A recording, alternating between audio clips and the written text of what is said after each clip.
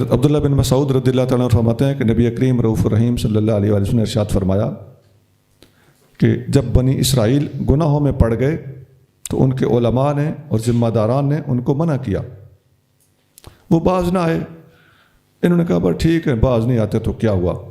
یہ علماء اور یہ درویش ان کے ساتھ اٹھنے بیٹھنے لگے، یاریاں دوستیاں لگائے رکھیں، ان کے ساتھ مل کے کھاتے رہے پیتے رہے۔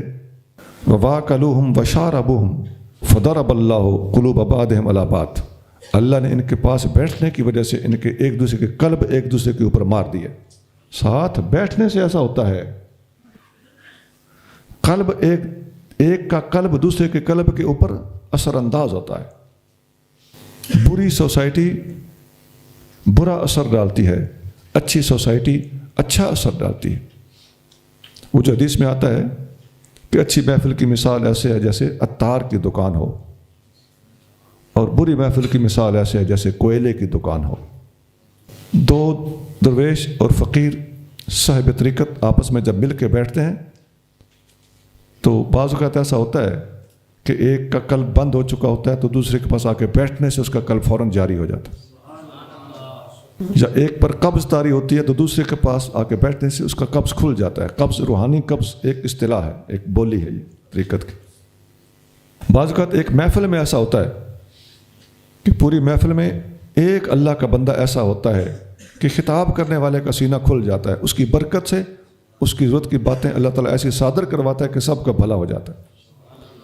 اس کے برعکس ایسا ہوتا ہے کہ ایک ایسا بندہ آ جاتا ہے جو سخت دل والا ہے، فسق و فجور والا ہے، اللہ کا دشمن ہے، وہ پوری محفل کے فیض کو روک دیتا ہے۔ یہ دلوں کے اوپر تاثیر ہوتی ہے، اس لیے یاریاں سوچ کر لگانی چاہیے۔ لوگ کہتے ہیں جی اپنا عقیدہ مضبوط رکھنا چاہیے، کچھ بھی نہیں ہوتا۔ جناب کچھ ہوتا ہے، وہ جو کچھ ہوتا ہے آپ کو نظر نہیں آتا۔ پھر جب ان کے آپس میں تعلق جاری رہے اور ایک دفعہ منع کر کے مطمئن ہو گئے تو ان کو یہ سزا ملی کہ ان کے دلوں کے اوپر بھی زنگ ڈال دیا گیا۔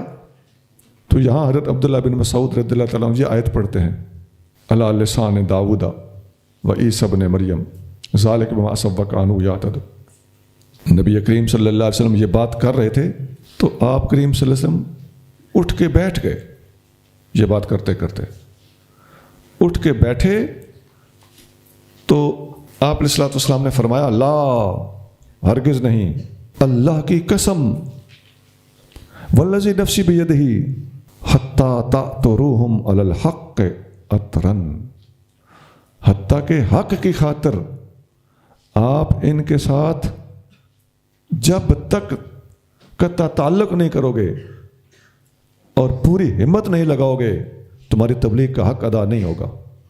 ترمذی 3047 3047۔ آگے چلے جائیں۔ كانوا لا يتناهون عن منكر فعلوه لبئس ما كانوا يفعلون، ایک دوسرے کو نہ روکتے تھے اس برے کام سے جو انہوں نے کیا، یقیناً وہ بہت ہی برے کام کرتے تھے۔ جی، یہ نہ روکنے کی وجہ سے اور روکنے کا حق نہ ادا کرنے کی وجہ سے ان پر بھی لعنت پڑی۔ حضرت حذیفہ بن یمان نبی کریم صلی اللہ علیہ وسلم سے روایت کرتے ہیں، فرمایا والذی نفسی بیدہ، اللہ کی قسم، لَتَأْمُرُنَّ بِالْمَعْرُوفِ وَلَتَنْهَوُنَّ عَنِ الْمُنْكَرِ، تم لوگ ضرور نیکی کا حکم دو گے اور ضرور تمہیں برائی سے روکنا پڑے گا۔